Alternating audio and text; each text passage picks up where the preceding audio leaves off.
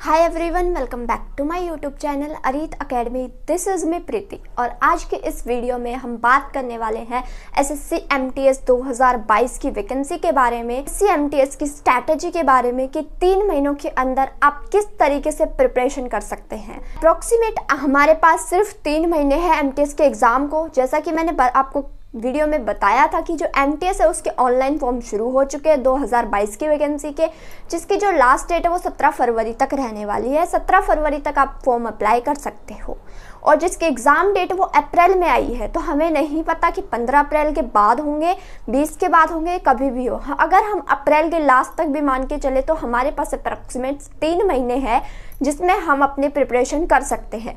तो इन 3 महीनों के अंदर आपको किस तरीके से प्रिपरेशन करनी चाहिए कि एसएससी एमटीएस आप क्वालिफाई कर लो, क्योंकि एक तो पैटर्न चेंज हो गया है। तो जब पैटर्न चेंज हुआ है तो आपको अपनी स्ट्रैटेजी भी चेंज करनी पड़ेगी। पुरानी स्ट्रैटेजी के हिसाब से चलोगे तो आपका एग्ज़ाम क्वालिफाई नहीं होगा, क्योंकि पैटर्न पूरी तरीके से बदल गया है। तो आपको अपनी स्ट्रैटेजी भी पूरी तरीके से बदलनी पड़ेगी। तो किस तरीके से आपको प्रिपरेशन करनी है आगे हम वीडियो में बात करेंगे। वीडियो में एंड तक ज़रूर बने रहना। वीडियो अच्छी लगे तो वीडियो को लाइक शेयर करके चैनल को सब्सक्राइब करके बेल आइकन प्रेस कर लो, ताकि फ्यूचर में आने वाली हर अपडेट की नोटिफिकेशन आप तक सबसे पहले पहुँच जाए। साथ ही टेलीग्राम चैनल से जुड़ जाना और इंस्टाग्राम पर फॉलो कर लेना। दोनों के लिंक आपको डिस्क्रिप्शन बॉक्स में मिल जाएंगे। हम बात करने वाले हैं 3 मंथ की स्ट्रैटेजी की कि आने वाले 90 दिनों के अंदर आप किस तरीके से तैयारी करोगे कि आपका एग्ज़ाम क्वालिफाई हो जाए। सबसे पहले तो आपको इम्पोर्टेंट बात हम याद रखना कि आपका जो है डिस्क्रिप्टिव पेपर इसमें नहीं होने वाला है। केवल एक ही एग्ज़ाम होने वाला है। केवल एक पेपर डिसाइड करेगा आपको जॉब मिलेगी या नहीं मिलेगी। केवल एक पेपर ही आपको क्वालिफाई करना है और आपको आपकी पोस्ट मिल जाएगी। सिर्फ एक पेपर ही आपका डिसाइड करेगा। इस बार कोई भी डिस्क्रिप्टिव पेपर आपका एमटीएस में नहीं होने वाला है। सीजीएल में भी चेंज कर दिया और अब एमटीएस में भी, और आने वाले सीएचएसएल में भी चेंज हो जाएगा पूरा का पूरा पैटर्न। तो बात करते हैं कि इसमें कोई डिस्क्रिप्टिव पेपर है नहीं। सेक्शन 1 जो है वो आपका क्वालिफाइंग है।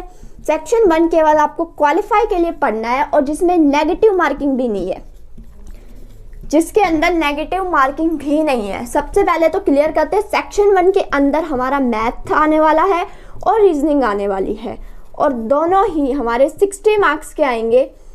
20 क्वेश्चंस आएंगे, 60 नंबर के आएंगे और जस्ट एक क्वालिफाइंग पेपर आपका ये होने वाला है। केवल आपको इसको क्वालिफाई करना है। तो इसके अंदर तो सबको तुक्के ही लगाने है ना, क्योंकि नेगेटिव मार्किंग इसमें है ही नहीं। जब नेगेटिव मार्किंग नहीं है तो एक भी क्वेश्चन छोड़कर नहीं आना है। क्वालिफाई ज़रूर हो जाएगा ये पेपर। कोई कुछ ना कुछ तो सही होगा ही। जब आप एक भी क्वेश्चन नहीं छोड़ोगे, कोई नेगेटिव मार्किंग इसमें नहीं है। तो ये आपका क्वालिफाइंग पेपर है। इसको तो सिर्फ आपको उतना ही पढ़ना है, उसी पर्सपेक्टिव से पढ़ना है जितना आप क्वालिफाई कर पाओ। पहले क्या होता था, 300-400 घंटे तो हमें को मैथमेटिक्स को देने पड़ते थे, लेकिन अब ऐसा कुछ नहीं है। सब कुछ बदल गया है। आपको मैथ्स को इतना टाइम देना ही नहीं है। और जो आपका सेक्शन 2 आता है, सेक्शन 2 जो है आपका, उसके अंदर आपका जीएस आने वाला है और इंग्लिश। जीएस में भी आपके 75 मार्क्स का होगा। 25 क्वेश्चंस आएंगे। 75 मार्क्स की ही आपकी इंग्लिश होगी। सेम 25 क्वेश्चन आएंगे। ये वाला जो सेक्शन है आपका, ये आपका डिसाइडिंग फैक्टर होगा, जो डिसाइड करेगा आपको जॉब मिलेगी या नहीं मिलेगी। तो आपका पूरा फोकस होना किस पे चाहिए? जीएस पे। क्यों? क्योंकि इंग्लिश तो आपकी थ्योरेटिकल है। इंग्लिश आप लर्न भी कर लोगे, जितना हो सके इंग्लिश को आप याद कर लोगे, लेकिन जीएस याद भी नहीं होती। और जीएस का सिलेबस अगर आप देखोगे उठाकर तो सब कुछ आ रखा है जीएस के अंदर, सब कुछ पढ़ना पड़ेगा। और रही बात इंग्लिश की, इंग्लिश के अंदर आप 75 मार्क्स कंप्लीट भी ला सकते हो। पूरे नंबर भी आ सकते हैं एस्पिरेंट्स के 75, लेकिन जीएस पे आपको पूरा फोकस करना है, क्योंकि जीएस आपका सबसे बड़ा डिसाइडिंग सब्जेक्ट रहने वाला है जो आपको जॉब दिलाएगा। जहां आप सबसे पहले मैथमेटिक्स को प्रेफरेंस देते थे, आज के टाइम में वो जीएस की प्रेफरेंस होनी चाहिए। जितना टाइम आप मैथमेटिक्स को देते थे, वो टाइम अब आपका जीएस के साथ रिप्लेस हो चुका है। जीएस को आपको उतना ही पढ़ना पड़ेगा जितना आप पहले मैथ्स को पढ़ते थे। क्लियर है ये बात? ठीक है। अब हम बात करेंगे, इतना तो आपको क्लियर हो गया कि आपका जो सेक्शन फर्स्ट वो जस्ट क्वालिफाइंग है, आपको उसी पर्सपेक्टिव से सेक्शन फर्स्ट को करना है और सेक्शन बी जो है वो आपका डिसाइडिंग फैक्टर होने वाला है, जो डिसाइड करेगा आपको पोस्ट मिलेगी या नहीं मिलेगी। 75 यानी कि 150 मार्क्स का आपका सेक्शन बी होने वाला है। तो आपका सबसे पहले तो टारगेट क्या होना चाहिए, प्रिपरेशन करने से पहले टारगेट डिसाइड होना चाहिए। तो आपका टारगेट क्या होना चाहिए कि 130 प्लस मार्क्स तो आपके आने ही चाहिए सेक्शन बी के अंदर, तभी आपका एग्जाम क्वालिफाई होगा। 130 नंबर आपके ज़रूर आने चाहिए, तभी आप इस एग्ज़ाम को क्वालिफाई कर सकते हो, वरना तो भूल ही जाओ। क्योंकि इस बार हलवा नहीं आने वाला एमटीएस में। जब पैटर्न चेंज किया है, इतने फॉर्म भरे जाएंगे, तो एमटीएस का पेपर कोई हलवा नहीं आने वाला। अगर एसएससी चाहे तो एमटीएस को भी टफ से टफ एग्जाम बना देती है और सीजीएल में भी बिल्कुल टुच्चे से क्वेश्चन दे देती है। सीजीएल में भी ऐसे ऐसे क्वेश्चन आते हैं जो किसी एग्जाम में नहीं आते, इतने इजी क्वेश्चन, और वहीं एमटीएस भी इतना हार्ड बना देती है। तो हम अभी डिसाइड नहीं कर सकते कि एमटीएस का एग्जाम कैसा आएगा। तो आपका जो टारगेट है, चाहे वो इजी आए टफ आए, आपका 130 प्लस टारगेट लेकर चलना है। आपको उसी अकॉर्डिंग पढ़ाई करनी है कि आपके 130 प्लस मार्क्स आने ही आने चाहिए। अब हम बात करेंगे कि किस तरीके से आपको पढ़ाई करनी है, कितना टाइम किस सब्जेक्ट को देना है, कौन से टॉपिक्स आप, ठीक है, क्लियर है। अब बात करते हैं हमारे पास हमारे 4 सब्जेक्ट्स है, mathematics, reasoning, GS and English. इन चारों सब्जेक्ट को आपको कितना टाइम डेली देना है, 90 दिन का समय है आपके पास। 90 डेज में आपको जो है मैथ्स का 1 घंटा डेली का होना चाहिए, रीजनिंग का 1 घंटा डेली का होना चाहिए। ये मत समझना सिर्फ 1 घंटा, हाँ इतना ही काम है मैथमेटिक्स और रीजनिंग का कि डेली का 1 घंटा आप मैथमेटिक्स को दो और 1 घंटा आप रीजनिंग को दो। वही जीएस के आपके 5 से 6 घंटे होने चाहिए डेली के। जो टाइम आप पहले मैथ्स को देते थे वो आज आपको जीएस को देना है, और 3 से 4 घंटे एटलीस्ट आपके इंग्लिश के होने चाहिए। ये इस टाइप से आपको डेली पढ़ना पड़ेगा कि 1-1 घंटा आपका मैथमेटिक्स और रीजनिंग का हो, और 5 से 6 घंटे आपके जीएस के हो, 3 से 4 घंटे आपके इंग्लिश के हो। जो मैथ्स का टाइम होता था पहले, वो अब जीएस ने रिप्लेस कर दिया है। पहले मैथ्स को इतना पढ़ते थे, अब हमें जीएस को इतना पढ़ना है, समझे। अब बात करते हैं कि पढ़ना किस तरीके से है। ज़रूरी नहीं है आप डेली ही अपने 4 सब्जेक्ट को कवर करो।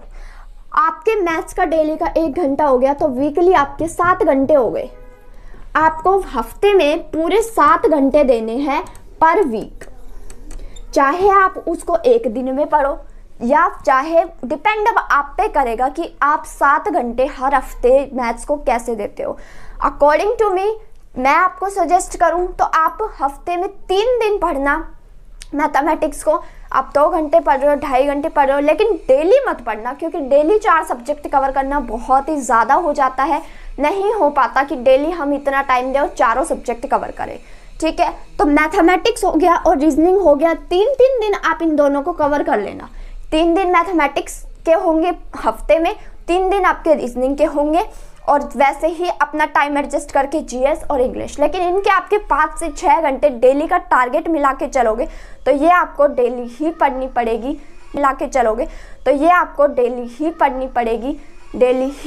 पड़ेगी। क्योंकि हफ्ते में 1 दिन आप इसको कवर नहीं कर सकते, ठीक है। तो जीएस और इंग्लिश पे तो आपका फोकस होना ही होना चाहिए, क्लियर है। बात आती है कि मैथमेटिक्स को टॉपिक्स किस तरह से क्लियर करने हैं।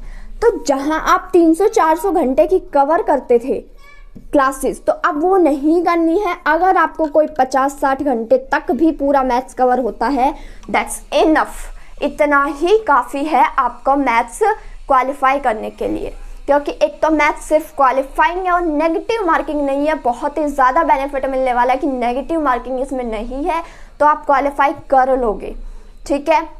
तो आपको इतना ही टाइम देना है। दूसरी बात मेन ये रहने वाली है कि आपको अब बुक्स से नहीं पढ़ना। बुक्स जितना टाइम हमारे पास नहीं है, आप कहोगे कि बुक्स कौन सी प्रेफर करें, तो बुक्स जितना भी टाइम नहीं बचा है, सिर्फ 90 दिन का समय है, तो उसमें आप बुक को, कोई भी बुक 90 दिन में आप कवर नहीं कर सकते। हाँ, अगर आप एमटीएस 2023 की प्रिपरेशन कर रहे हो तो आप ज़रूर बुक से बेसिक क्लियर करके पढ़ के चलो, लेकिन यदि आपको 2022 का ही एमटीएस क्लियर करना है तो अभी बुक्स का टाइम नहीं है। ठीक है, आपको क्या करना पड़ेगा, नोट्स से पढ़ना पड़ेगा। नोट्स भी जिस भी टीचर के बने हुए हो, यूट्यूब से पढ़ते हो या वैसे या किसी के हैं, बने हुए नोट्स से ही पढ़ना है। अब नोट्स बनाने का भी टाइम नहीं है। अगर 2023 वाले एमटीएस की प्रिपरेशन कर रहे हो तो आप बुक्स भी पढ़ो, यूट्यूब भी प्रेफर करो, नोट्स मेकिंग भी करो, आराम से अपनी तैयारी करते हुए चलो। लेकिन जो अभी होने वाला है उसमें आपके पास इतना वक्त नहीं है कि आप नोट्स मेकिंग करो। तो आपको क्या करना पड़ेगा, नोट्स जिनके बने हुए किसी भी टीचर के, आपको जो भी अच्छा लगता है यूट्यूब पे हो या कहीं भी, आप उनसे पढ़ सकते हो, सिर्फ समझ आना चाहिए आपको। ठीक है, तो नोट्स ही प्रेफर करना आप, क्लियर है। उसी के साथ जितने भी प्रीवियस ईयर के पेपर्स है, आपके जो 7 दिन होंगे 90 दिनों तक, जो आपके 7 दिन होंगे, 6 दिन तो आपको पढ़ाई करनी ही है और 7वें दिन, हर 7वें दिन आपको मॉक टेस्ट लगाना है या प्रीवियस ईयर का पेपर सॉल्व करना है। एटलीस्ट 2 मॉक टेस्ट या 2 प्रीवियस ईयर के पेपर ज़रूर सॉल्व होने चाहिए हर हफ्ते में। ठीक है, 2 मॉक टेस्ट तो ज़रूर लगाना, बहुत ज़्यादा बेनिफिट मिलता है आपको मॉक टेस्ट का। और जितने भी प्रीवियस ईयर के एसएससी ने कंडक्ट करा रखे, जितने भी पेपर, सब कुछ सॉल्व कर लो।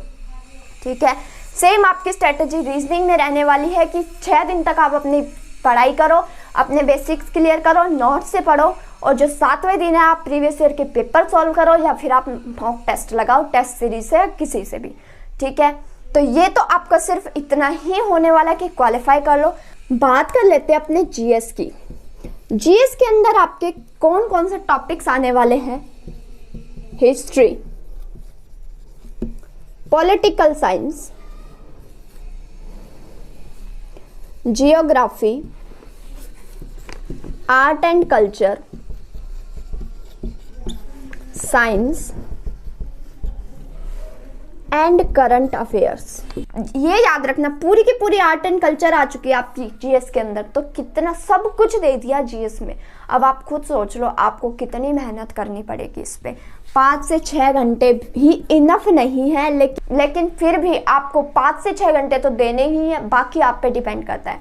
अब इन टॉपिक्स को आप कवर कैसे करोगे, जैसे कि एक टॉपिक आपका हिस्ट्री, तो 7 दिन का समय, यानी कि 1 हफ्ते में आपको पूरी हिस्ट्री क्लियर करनी पड़ेगी। ये भी मैं बहुत ज़्यादा बता रही हूँ, इतना टाइम नहीं लगेगा हिस्ट्री पे, लेकिन फिर भी मैक्सिमम 7 डेज़ का वक्त हम लेकर चले तो 7 दिन में आपको हिस्ट्री करनी है, 7 दिन में आपको पॉलिटिकल साइंस करनी है, एक हफ्ता अपने हर एक टॉपिक्स पर देना है। लेकिन आपको जब आप 7 दिन इस पे दे रहे हो तो हर एक चीज़ क्लियर करते हुए चलना, इतनी बेस्ट करना कि सिर्फ नेक्स्ट टाइम आप रिवीजन ही करो। ठीक है, तो अपनी अच्छे से इनकी प्रिपरेशन करते हुए चलना। हमारा जो साइंस है इसके अंदर केमिस्ट्री बहुत ज़्यादा इंपॉर्टेंट है, केमिस्ट्री पे आपको बहुत ही ज़्यादा फोकस करके हुए चलना पड़ेगा। वैसे ही आर्ट एंड कल्चर इसमें बहुत ज़्यादा इंपॉर्टेंट होने वाला है। ठीक है, इन टॉपिक्स को आपको अच्छे से कवर करना ही है। और मेन टॉपिक हमारा करंट अफेयर, तो आपके लास्ट 2 सालों के करंट अफेयर्स क्लियर होने चाहिए। किसी के मैराथन देख लो या करंट अफेयर्स ही पढ़ो डेली के, तो आपके लास्ट 2 सालों के करंट अफेयर क्लियर होने चाहिए। उसी के साथ साथ आपके मॉक टेस्ट होने चाहिए डेली तो नहीं कहूँगी, अभी तो आप सिर्फ हफ्ते में 2 मॉक टेस्ट ही लगा लेना, लेकिन जो लास्ट आपका 1 महीना बचेगा उसमें आपको डेली मॉक टेस्ट लगाने पड़ेंगे। आपको लास्ट मंथ में डेली लगाने पड़ेंगे। जब आपका मार्च एंडिंग आ जाएगी तब से आपको डेली मॉक टेस्ट ज़रूर लगाने हैं। ठीक है, इसी तरीके से आपको अपनी जीएस की प्रिपरेशन करनी है कि मॉक टेस्ट लगाओ, लास्ट 2 सालों के करंट अफेयर्स को प्रिपेयर करो। मैगजीन पढ़ो, मैगजीन खरीद लो, हर पूरे साल की मिलती है, मैगजीन से पढ़ो, मैराथन देख लो, लेकिन करंट अफेयर्स बहुत ही ज़्यादा इंपॉर्टेंट हो गए हैं तो आप ज़रूर क्लियर करो उनको। जीएस ऐसा सब्जेक्ट होने वाला है, अगर आपने जीएस कर ली ना तो आपका तो एमटीएस क्लियर है, 100% क्लियर है। आपके 75 मार्क्स का जीएस आने वाला है, 75 में से आपका टारगेट एटलीस्ट 70 मार्क्स होना ही होना चाहिए कि आप 70 मार्क्स तो इसके अंदर ज़रूर लेकर आए हो। ठीक है, इसी तरीके से आपका टारगेट होना चाहिए। बाकी आप जीएस के ऊपर पूरी डिटेल वीडियो अगर चाहते हो तो मुझे कमेंट कर देना। हर एक टॉपिक पे डिटेल्ड वीडियो आपके लिए आ जाएगी कि किस तरीके से आपको किस टॉपिक को क्लियर करना है, कितना टाइम देना है, कहाँ से पढ़ना है, किस तरीके से आपको कवर करना है, पूरी वीडियो बना दूंगी। बस उसके लिए कमेंट कर देना कि हाँ चाहिए या नहीं चाहिए, ठीक है। बात करते हैं अपने इंग्लिश सब्जेक्ट की। तो इंग्लिश के अंदर आपके टॉपिक्स क्या होने वाले हैं। सबसे पहले तो आपकी grammar, OWS one word substitutions, idioms, एंटोसाइनो, पैराजंबल,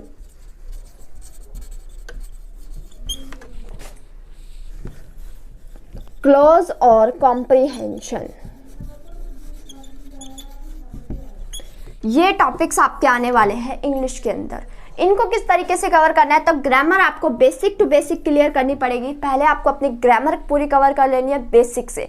यदि आपने पहले से भी कर रखी तो बहुत ही ज़्यादा इसका बेनिफिट मिल जाएगा। नहीं भी कर रखी तो आप बेसिक से बिल्कुल पहले ग्रामर क्लियर कीजिए, उसके बाद उसके प्रैक्टिस सेट्स लगाइए। ग्रामर के जितनी ज़्यादा प्रैक्टिस सेट लगाओगे ना ग्रामर के, उतना ज़्यादा आपके लिए बेनिफिशियल रहेगा। क्योंकि ग्रामर के आप टॉपिक्स तो क्लियर कर लेते हो, लेकिन जब तक उसकी प्रैक्टिस नहीं करोगे आपके माइंड में वो टॉपिक्स क्लियर होंगे ही नहीं कि किस पे क्या लग रहा है। ग्रामर ऐसा ही सब्जेक्ट है, जितनी प्रैक्टिस करोगे उतना ही आपका क्लियर होता चला जाएगा, उतने ही आप परफेक्ट होते चले जाओगे ग्रामर में। OWS तो वन वर्ड सब्स्टिट्यूशन आपको बहुत अच्छे से करना है। 2000 वर्ड्स करो, 3000 करो, डिपेंडिंग अपॉन यू, लेकिन आपको वन वर्ड सब्स्टिट्यूशन बहुत ही अच्छे तरीके से क्लियर करना है। रही बात इडियम्स की, तो इडियम्स भी आपको बहुत अच्छे से करना है। डेली के अपने ये कवर करते चलो, 30, 40, 50 जितने आपसे होते हैं उतने अपना डेली का टारगेट बना के चलो। एक दिन में नहीं होंगे ये, आपको इनका डेली का टारगेट बना के चलना पड़ेगा। और साइनो तो ये भी आपको बहुत अच्छे से करना पड़ेगा। पैराजंबल हो गया, क्लाउज हो गया, तो ये सब टॉपिक्स ऐसे हैं कि आपको ढंग से अच्छे से क्लियर करने हैं, तभी आप इसमें 75 मार्क्स स्कोर कर सकते हो।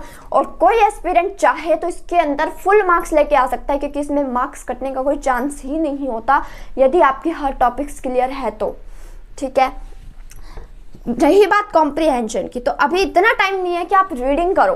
तो आपको कॉम्प्रिहेंशन करने के लिए क्या करना है, जो आपके पीछे के जितने भी प्रीवियस ईयर के पेपर्स हैं उनके आप कॉम्प्रिहेंशन डेली के सॉल्व करो। 2-3 जितने आपसे हो पाते हैं उनको सॉल्व करो। मॉक टेस्ट वाले कॉम्प्रिहेंशन सॉल्व करो। रीडिंग का इतना टाइम नहीं है अभी, लेकिन आप प्रीवियस ईयर के सॉल्व करते चलो, आपके सारे डाउट्स क्लियर होते चले जाएंगे। तो ये टॉपिक्स आपके इंग्लिश के आने वाले हैं, जिनको आपको अच्छे से कवर करना है।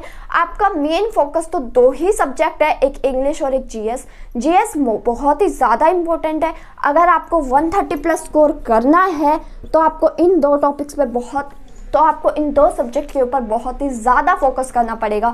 और मैथमेटिक्स और रीजनिंग को छोड़ना नहीं है, लेकिन वो क्वालिफाइंग है, आपको उसी पर्सपेक्टिव से उनको टाइम देना है कि आप उनको क्वालिफाई कर लो। क्योंकि उनको क्वालिफाई नहीं करोगे तो फिर इनका क्या फ़ायदा है ना। तो उनको भी अपना समय दो, लेकिन इनके ऊपर फोकस इसलिए हो क्योंकि आपकी मेरिट इन्हीं मार्क्स पे बनने वाली है। और 130+ अगर स्कोर नहीं किया तो आप MTS भूल जाओ। पेपर हम नहीं कह सकते कितना हार्ड आएगा कितना इजी आएगा, वो तो पेपर ही डिपेंड करेगा। लेकिन आपकी जो तैयारी है वो बेस्ट होनी चाहिए, चाहे वो हार्ड आए या इजी आए। हार्ड होगा तो सब बच्चों के लिए हार्ड होगा, इजी होगा तो सब बच्चों के लिए इजी होगा। आपको उससे क्या लेना देना है ना। तो आपको सिर्फ फोकस होना चाहिए कि आपके तो 130 से ऊपर मार्क्स ही आए, ताकि आप अपनी कट ऑफ क्लियर कर लो, अपनी मेरिट क्लियर कर लो। बाकी आपको किसी भी टॉपिक से डिटेल्ड वीडियो चाहिए तो आप मुझे कमेंट करके ज़रूर बता देना। कोई भी डाउट आता है तो बेझिझक कमेंट कर देना, ज़रूर आपकी हेल्प करने के लिए तैयार हूँ मैं, ठीक है। तो इस तरीके से 90 दिन में आप अपनी सीट एक बुक कर सकते हो। ये मान के चलो एक सीट तो हमारी है ही, सिर्फ 90 दिन का समय है। 90 दिन में अपनी जी जान लगा दो कि आप MTS को क्लियर कर लो, ठीक है। उम्मीद करती हूँ कि आपके सारे डाउट्स क्लियर हो गए हो, आपको वीडियो अच्छी लगी हो, स्ट्रैटेजी पसंद आई हो और आप फॉलो ज़रूर करेंगे। तो वीडियो अच्छी लगी हो तो वीडियो को लाइक शेयर करके चैनल सब्सक्राइब ज़रूर कर लेना।